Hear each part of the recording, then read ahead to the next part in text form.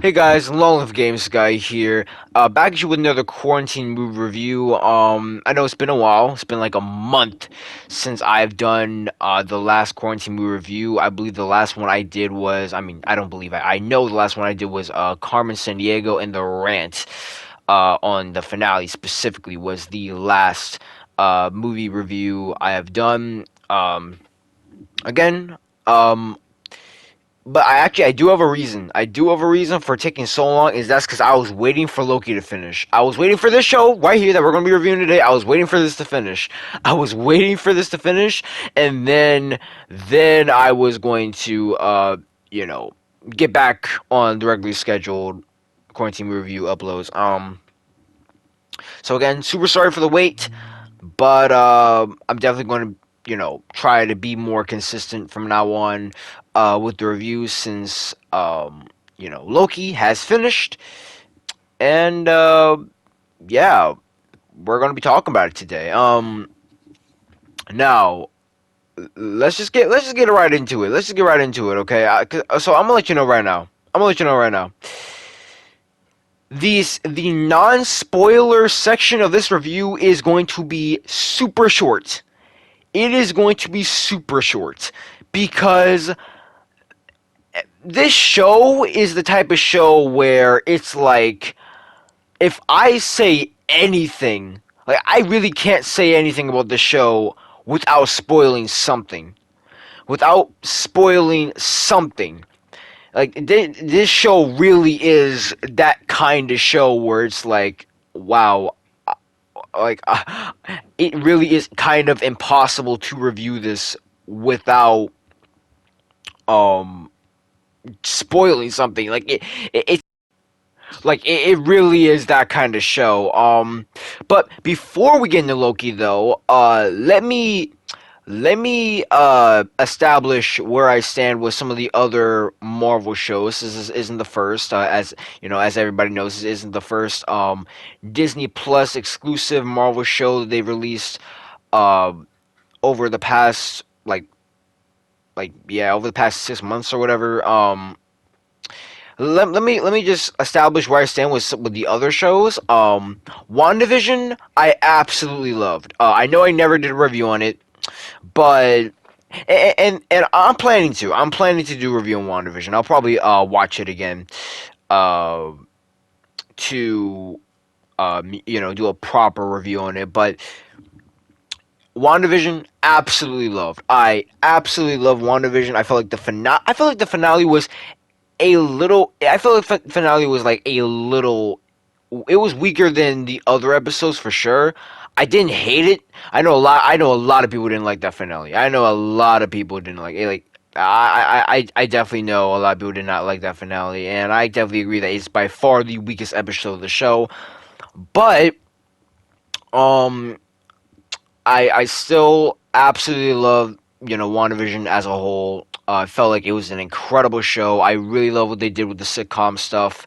It was very in it's like you know yeah, I still say it's probably the most unique um it's probably the most unique Marvel show. I would say it's very very close between this one and WandaVision of what is Loki's probably the weirdest. It's probably the weirdest Marvel show. I say WandaVision is like the most unique in a way. I'll have to explain that at a later date. But um, anyway, we love WandaVision. Captain Falcon, the Winter Soldier, however, I I absolutely disliked. I absolutely disliked Captain Falcon, Winter Soldier. I felt like the only good episode was episode 2 of that show, and that was about it. And the end of episode 4. In the end of episode 4, that was also a good moment. But apart from that, I really didn't like the show. But I'm not gonna be make a review for that show. I'm not gonna. I might make one for Monovid. I'm not gonna make a review for that show because I have.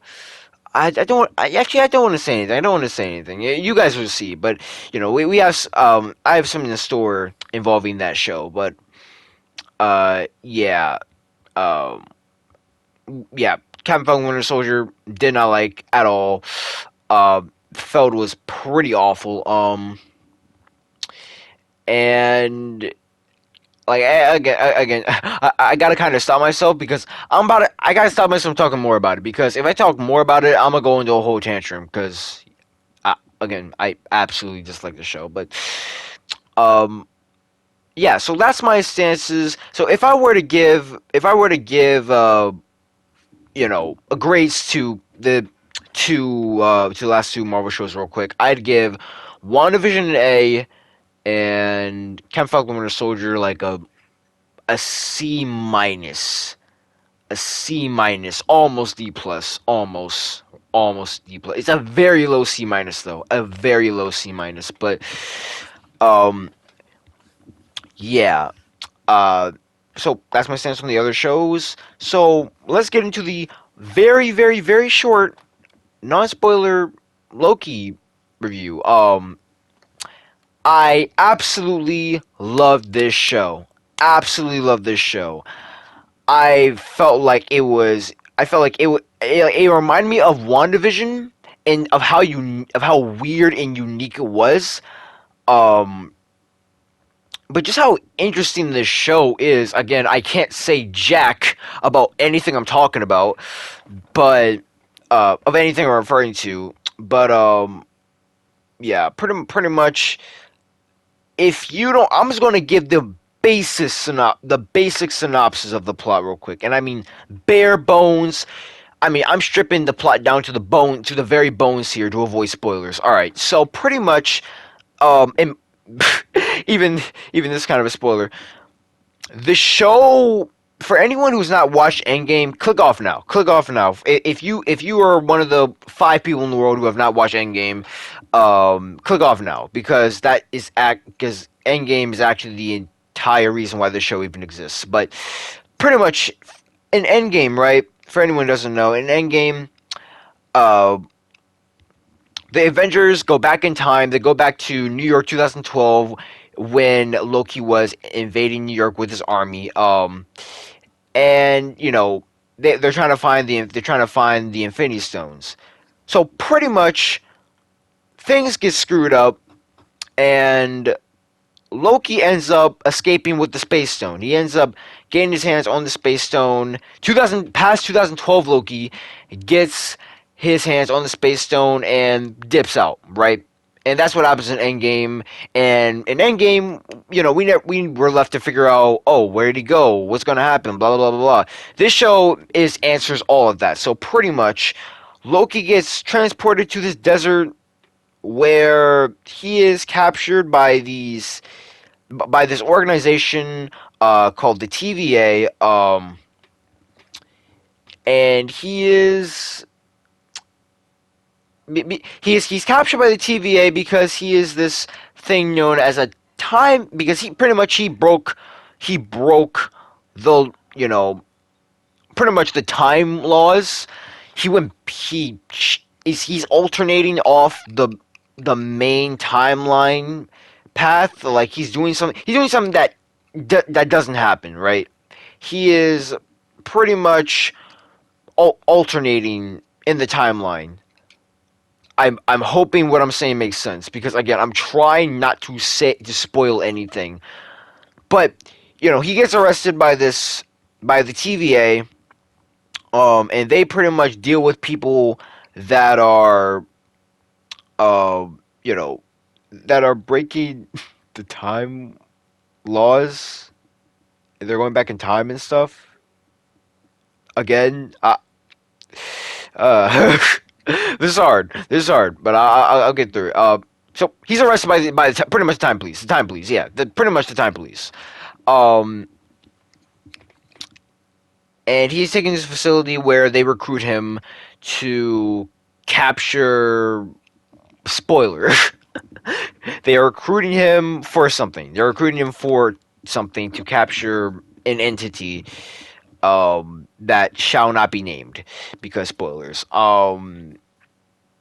Yeah, I'm just gonna give my I'm just gonna give my grade right now. I give the show an absolute A, almost an A plus.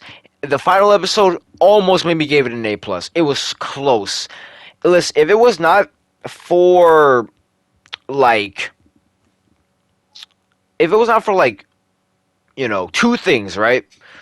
One of the villains, one of like the side villains, I didn't find really that interesting. I even found kind of annoying, in a way. Uh, so one of the side villains I didn't like, and one in episode 3 I didn't feel like was that strong, especially coming off the episode that happened, episode 2. Episode 2 had a really strong ending, and I feel like episode 3 was, I feel like it's by far the weakest episode of the entire show. Um, and yeah, that's the non-spoiler section. We're getting into spoilers now. Spoilers for the rest of this video. Spoilers, absolutely spoilers. I'm sorry. There's no way I can properly give a cohesive review. Bro, I was struggling to describe what the show was about. I was struggling to describe the basic bare bones plot of the show without spoiling anything. All right, it's literally going to be impossible for me to make a coherent review without spoiling something, just something. and like I have to spoil something. So, non-spoiler section ending. If you have not watched the show yet, click off right now. Because from here on out, spoilers, and I will not let up from spoilers at any point in this video. From here on out, spoiler alert. This is your last warning. If you do not like spoilers, and by the way, I super recommend this show too. So even if you think you don't care, believe me, you care. This is like this show is super freaking good, and I definitely would recommend this to people to watch. Over quarantine and stuff like that. Yeah, and I feel like this is definitely like one of, if not like one of the best. I don't like the show more than WandaVision. I don't like the show more than WandaVision, but it was. I felt like this show was super good. So, yeah. All right. Spoiler section. 5, 4, 3, 2, 1. So, as I mentioned in my not so coherent, bare bones, not spoiler synopsis, let me go more in detail real quick. I kind of want to go through. Get a quick summary of each episode real quick. So pretty much in episode 1. It picks off directly after Endgame. As I explained, he escapes with the Space Stone from New York 2012 and lands in the desert somewhere. I forgot where, but he lands in the desert, and pretty much he only gets to enjoy about 10 seconds of freedom before the TVA shows up. TVA stands for Time Variance Agency, and they are, as I mentioned, the Time Police. They catch anyone pretty much deviating from the sacred timeline. And what is the sacred timeline? Pretty much the sacred timeline is the MCU. It is the sacred timeline. Like, they pretty much revealed that the entire MCU that we've been watching for freaking like years, for like 10 plus years, that is the sacred timeline. We're watching the sacred timeline right now, and pretty much this is like what is supposed to happen. Everything that happens in this timeline is supposed to happen, but pretty much anything that deviates from the sacred timeline, anything that's different, must be contained. Or else it starts to, any deviation from the sacred timeline will start to create a separate timeline. You know, each deviation from the sacred timeline creates a separate timeline. And pretty much, if too many deviations or variants happen, it will create the multiverse, pretty much. Because all these timelines will be happening all at the same time, and they'll pretty much merge with each other, and it'll all be chaos. It'll all be chaos. So yeah, this show right off the bat sets up the multiverse right off the bat. It is again. This is like again. I find it impossible to review this show without spoiling something, but.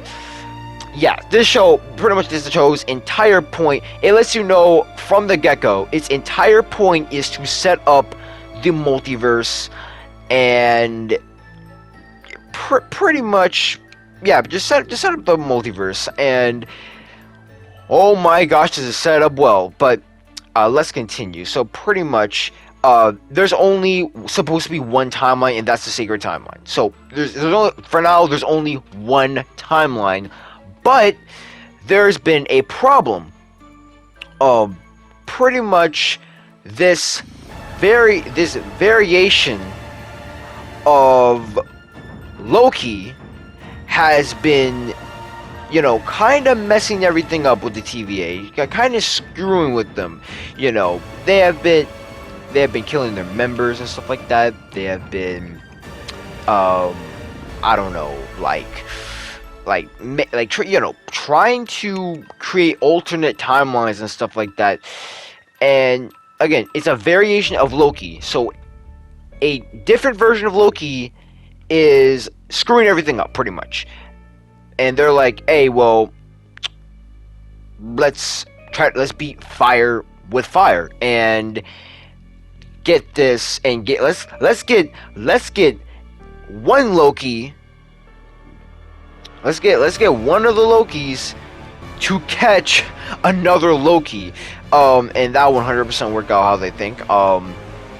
You know, it's kind of coincidental, by the way, that at the same time while this Loki was screwing everything up, the main universe Loki, like the main Loki, at the same time also was able to break the timeline, therefore allowing the TVA to catch him.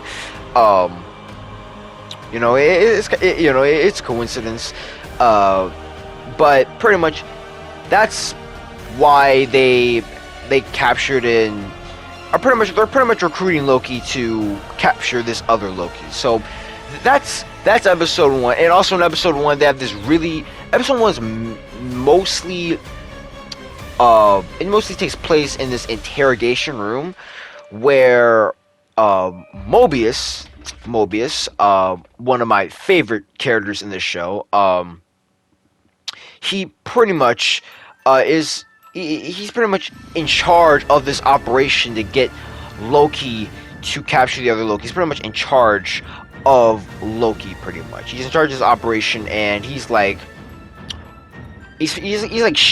trying to turn Loki to a good guy, trying to get him to stop being the god of mischief and more like a hero, because he believes in Loki. He believes that Lokis can be good. And you know, you don't really know why he's so compassionate and, you know, like so desperately trying to get this Loki to see the good side. Like you don't know why, but it makes sense like later down the line in the show. But yeah, pretty much. And it's pretty much most of the episode takes place in the interrogation room. Mobius is trying to convert Loki over to their side, and pretty much at the end of the episode, Loki manages to actually escape the interrogation room. He runs throughout the TVA trying to escape.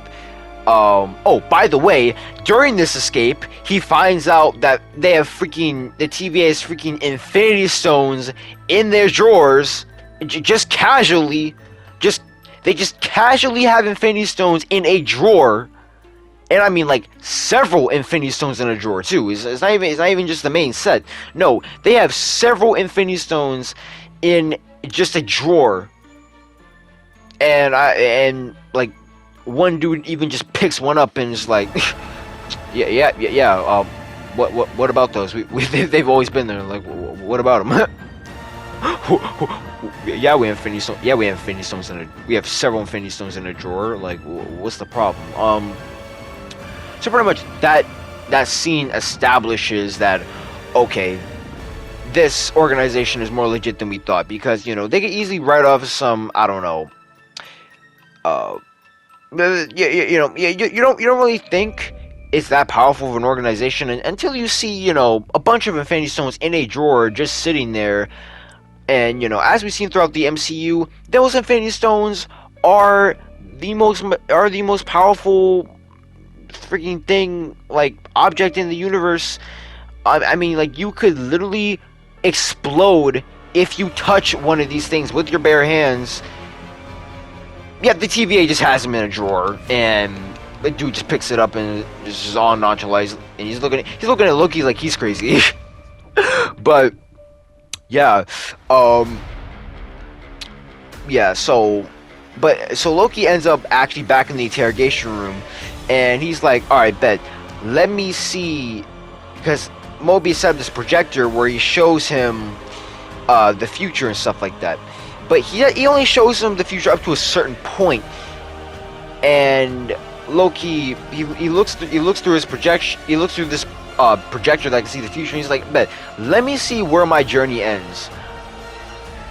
And he pretty much sees that he gets his neck snapped by Thanos, and is like, "Bruh, well, I'm screwed either way. I can't go back."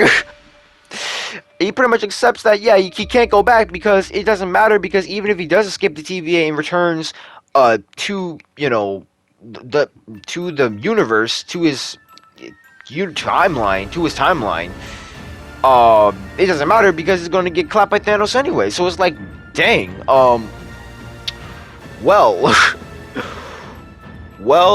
guess I'm stuck here. So pretty much, Loki makes the decision to help the TVA track down this other variant of Loki, this other version of himself. And yeah, that's episode 1. So when episode 1 came out, I thought it was okay. I was like, alright. Very, very interesting. Very interesting. What I love most about episode 1, it wasn't actually anything to do with the, Loki or Mobius or anything. It was actually to do with the TVA itself.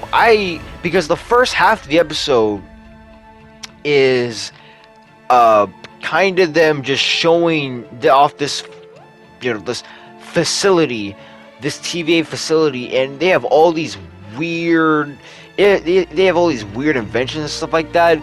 The aesthetic kind of looks like everything's from like the 1960s. Like, imagine a modern version of 60s. All right, like, imagine a technologically advanced, like, 60s style computers. Like, that's pretty much what they have. Like, everything's like weirdly 1950s to 60s themed. And they have this bootleg they have this bootleg Mr. DNA called Miss Minutes. And pretty much, Loki kind of, she's weird. She's a weird character, because at first you think that she's just like, and by the way, she's looking straight out of Cuphead. She's looking straight out of Cuphead. See, that's what I mean by this 1950s to 60s like aesthetic. Like, the entire facility just has that. And it's weird. It's like, okay, well, you guys are pretty much like technologically advanced, like way beyond our level, but everything in your like facility is like 60s to 50s based. It's weird. Kind of like this entire show, but yeah. Yeah, so pretty much this character, Miss Minutes, becomes more important than you'd actually realize. You'd actually ever think. This character is actually very important, but pretty much she's like this holographic like AI. She's like this holographic AI, which like I feel like it's directly, she is like directly controlled by the person running this whole TVA operation, and pretty much you're told that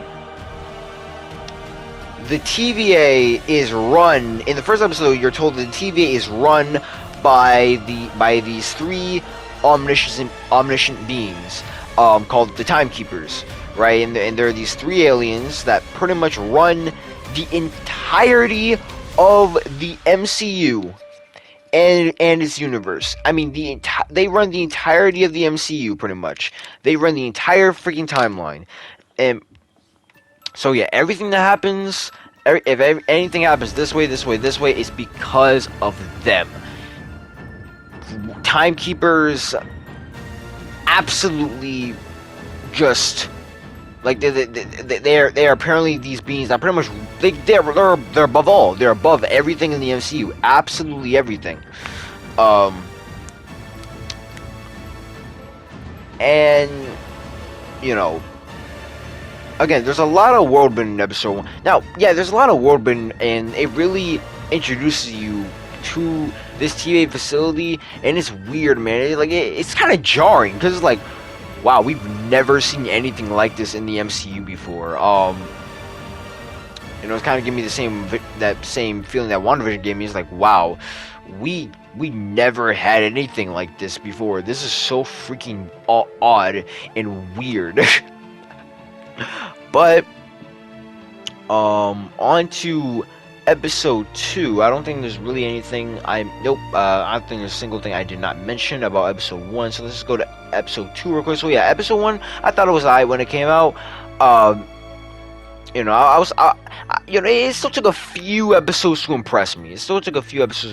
But pretty much in episode 2, it's pretty much revealed that Loki has pretty much become a full force member in this operation. I mean, he has a whole detective suit and all that, bro. Like, this sucker is all geared up.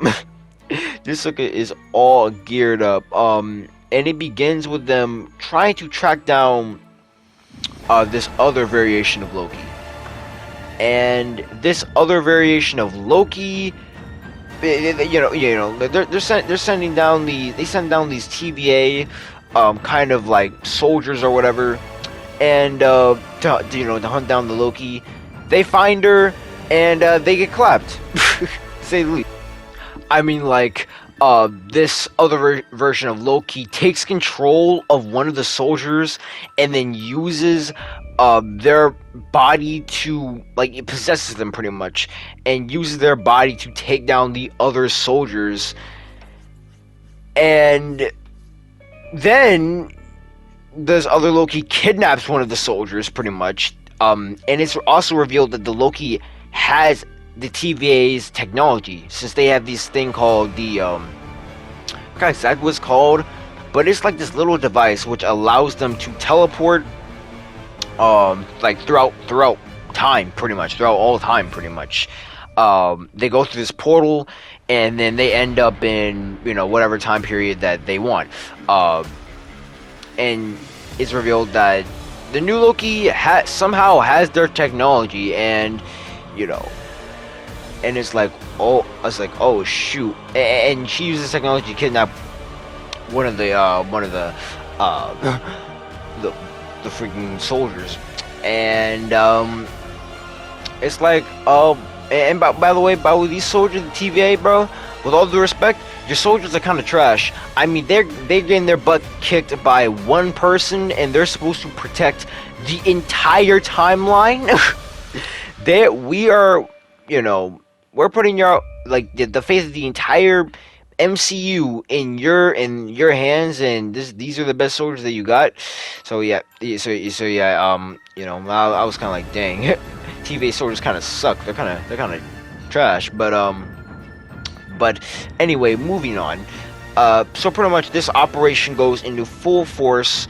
Loki has joined the TVA in the operation, and they pretty much go to this festival.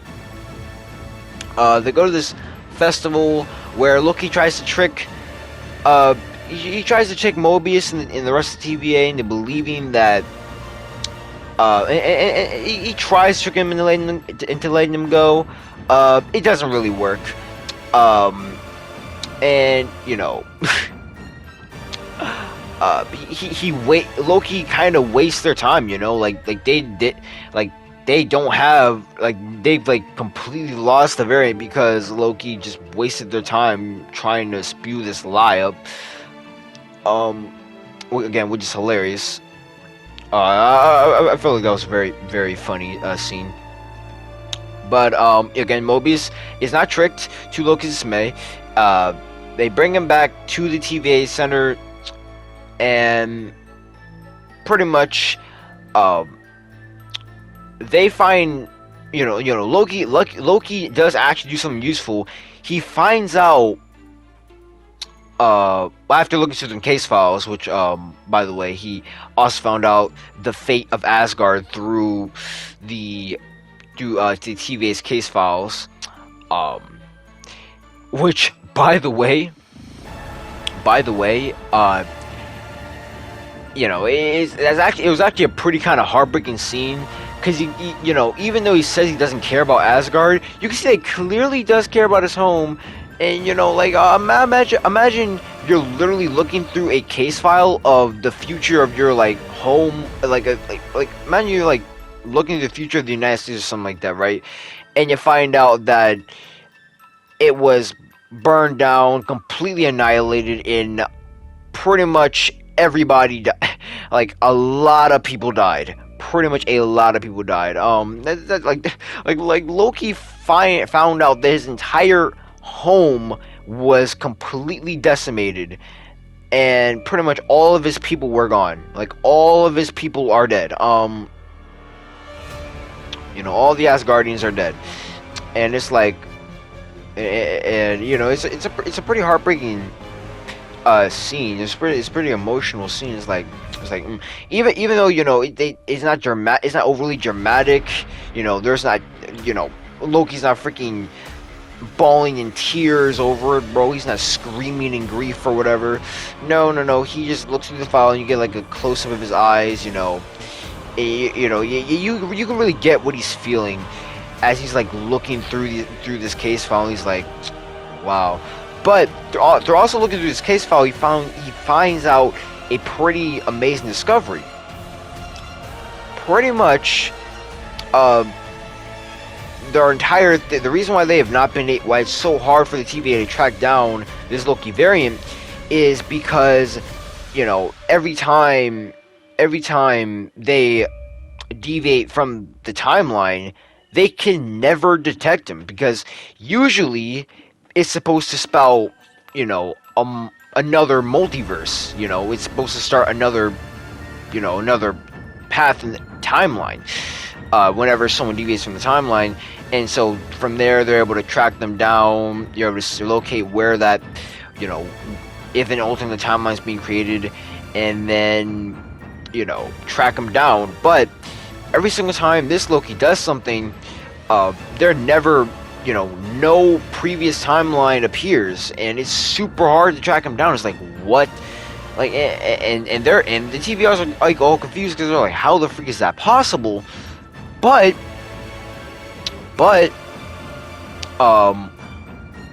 Loki finds out that this other Loki is traveling to,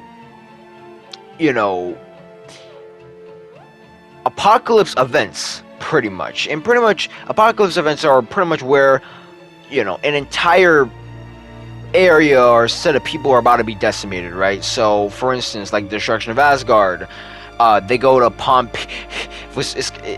Loki goes to Pompeii to prove this theory, and he seems to be correct. He caused a bunch of chaos in Pompeii, like knocks over crates full of fruits or whatever, disturbs the people and whatever, but it doesn't create a deviation in the timeline. It doesn't create an alternate path, because all those people are about to die anyway, and the entire land is going to be decimated, and pretty much nothing, nothing will change. It's already too late to change anything. And that is how the other Loki is getting away, is able to do all these things without, causing alternations, without causing different timelines. They're able to do all this stuff without, without creating an alternate timeline, because it's already too late to change anything. All those people are about to die anyway. So they're like, oh, well, that makes sense. Well, let's try to go to a bunch of, apocalyptic events and try to see if we can somehow track down, where she's gonna be next. So pretty much they go to the future, right? I think it's like 2050 or whatever. I'm very sure I'm off on that, but yeah, it's somewhere in the 2000s, and they're like, and this is like this place, where this big hurricane is going on. This Hurricane Katrina looking hurricane, and they're pretty much about to kill everyone in this mall. It's about to kill everyone in this not mall, like this Walmart kind of place. It's not called Walmart, obviously, but it is. This pretty much, these people are locked down in this Walmart sort of place, and they're pretty much all about to die because this hurricane is like right outside, and it's flooding the whole surrounding area, and that counts as an apocalyptic event because a large amount of people are about to die at the same time. So pretty much they find, or more like Loki finds the other Loki, in pretty much it's actually revealed that the Loki is actually a freaking female. Like it's a lady. It's pretty much Lady Loki, right? And it's and her name is Sylvie. That's not revealed in the second episode, but I'm just gonna be referring. Using her name from here on out. But yeah, her name is Sylvie, and she pretty much has been causing all this, the TVA, all these problems, right? And she has a reason for doing it. She does have a reason for doing it, but pretty much she's the one that's been screwing with the TVA this entire time. And you're like, okay, well, what is her plan? And then something kind of crazy happens at the end of this episode. Pretty much, right? They have this. TVA has this technology. They have this thing where it's like a time bomb, where pretty much it erases all of, if they go to a time, once they go to a timeline or whatever, to avoid creating an alternate timeline, they pretty much bomb that, the timeline. They pretty much bomb that timeline. They bomb that alternate timeline, erasing it from existence, and keeping the sacred timeline. That's how they roll. That's how they do things. So pretty much as well as Sylvie has a bunch of these time bombs, and she wants to bomb the sacred timeline with these. No, not just the, not bomb any alternate timelines. No, bomb the sacred timeline. So pretty much, by bombing the sacred timeline, she pretty much bombs. By bombing the sacred timeline, she's forcing the sacred timeline to like branch out, and it creates all these alternate different timelines and stuff like that. And it's like, oh, what the freak is happening? Oh shoot, she's creating the multiverse. Oh my gosh! And the end of episode 2, she disappears behind this. She uses one of the TVA's teleporters to get out of there, and Loki follows her. And that's the end of episode 2. I absolutely love episode 2, especially the ending. I felt like it was super good. And by the way, something I'd like to shout out real quick. The music for this show is incredible. It's Yeah, it is some of my favorite music the MCU has ever introduced. It is some of my favorite. Like I'd say, the only thing I'd say I put it right behind. I put it behind the main Avengers theme and the Infinity War score, the Infinity War soundtrack, the Infinity War OST. Because Infinity War OST is freaking beautiful. But yeah, bro. Loki. The soundtrack is abs. Like it wasn't really till this episode where I really noticed it. Like the music in the final scene is mwah, mwah, mwah, beautiful. Um, but yeah. Let me stop adoring the music of the show real quick. So that is the end of episode 2. Again, I really love this episode. I found it extremely entertaining and fun and stuff like that. And I was like, oh shoot, man, things are getting serious. And then the third episode kind of dumbs everything down real quick. Well, you know, Sylvie bombing the secret timeline didn't really matter since the TVA kind of fixes it like extremely quickly. They're like, oh, bet. Well, we fixed it. We fixed her bomb. You know, she bombed the secret timeline, and all these other branches appeared. Well, we fixed it. We fixed it. And it's like, oh well. But pretty much this entire I get what this episode was, right? I get what this episode was. This episode was to build up, was to establish the relationship of Loki and Sylvie. Since pretty much since Loki followed Sylvie through that portal, and it kind of screws up where she was trying to go, right? And so they end up at this apocalypse event, this big one. They end up on this planet called Lamentus, and pretty much, what's happening on Lamentus is that this like this whole planet is about to have an entire moon crash into them. Within 24 hours, they're about to have this whole moon crash into this planet, and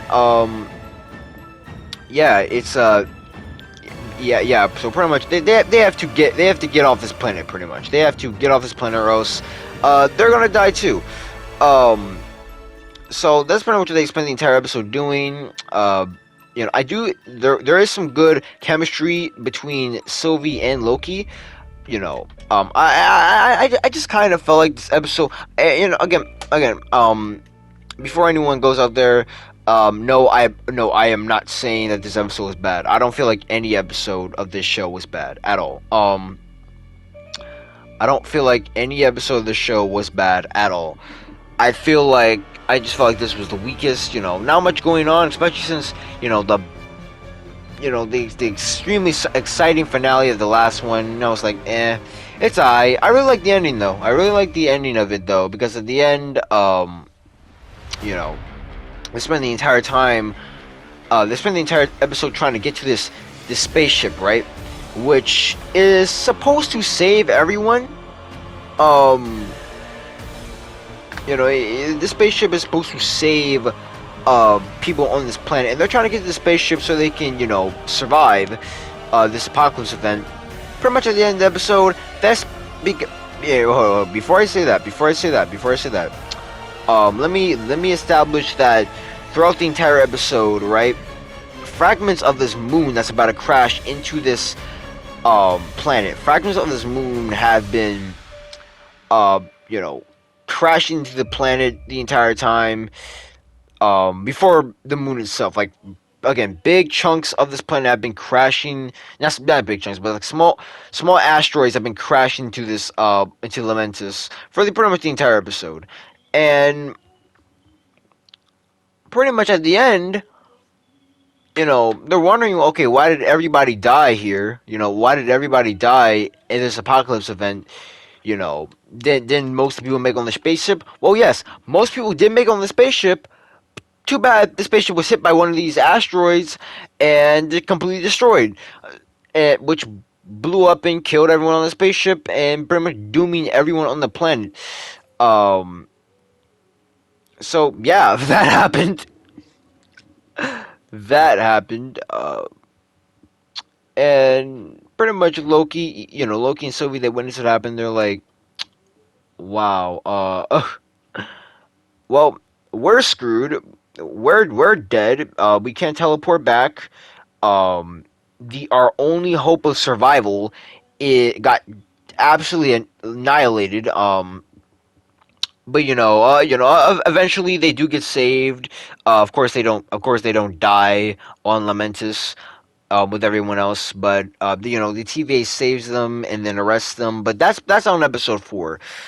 In fact, guys, what I've decided to do? I've decided to split this. I'm gonna split this into 2 parts. I'm gonna split this. I feel like this is a good point to stop it. Um, I'm going to split. Uh,